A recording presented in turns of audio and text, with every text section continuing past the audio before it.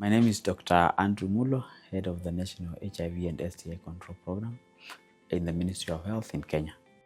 First, to begin with, is to appreciate that Kenya's HIV program has been, over the last 40 years, run as a vertical program supported by donors, where we have had standalone clinics for care and treatment and heavily funded programs within the ministry's delivery system for the program. With the reality of changing donor funding landscape and the global health financing landscape occasioned by reducing funds through the multilateral mechanisms, including Global Fund, UNAIDS, WHO, and bilaterals, especially the United States government support and changing of the PEPFAR program, it has become imperative for the Kenya government, Ministry of Health, and the National Treasury to take up domestic resourcing of HIV. And as part of the sustainability plan, which we had already come up with prior to some of these shifts, we have ensured that HIV is part of the integral part of the health delivery system in the country. One of the key tenets to that is integration. So HIV services are integrated in the primary healthcare.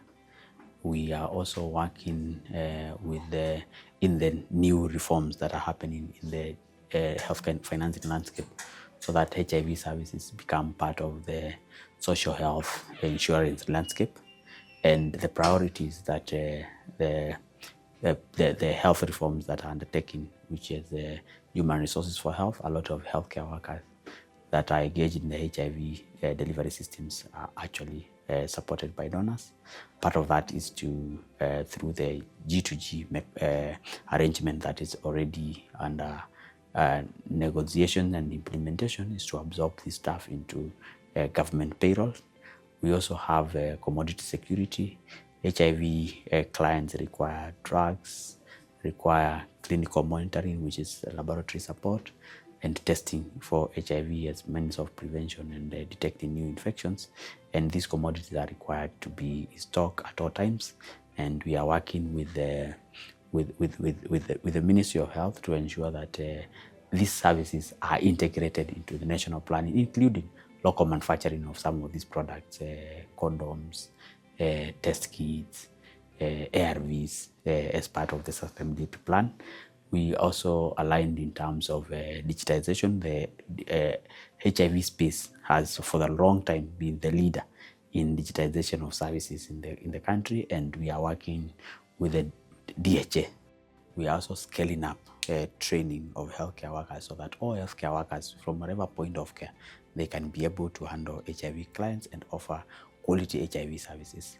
We are also I talked about local manufacturing, for example, as part of the sustainability, so that we are able to have products being manufactured locally for the Kenyan market and even for the global market. And talking about a huge population that will require to be on lifelong treatment, we are also working with the global community to ensure that we also adopt new technologies, especially for prevention.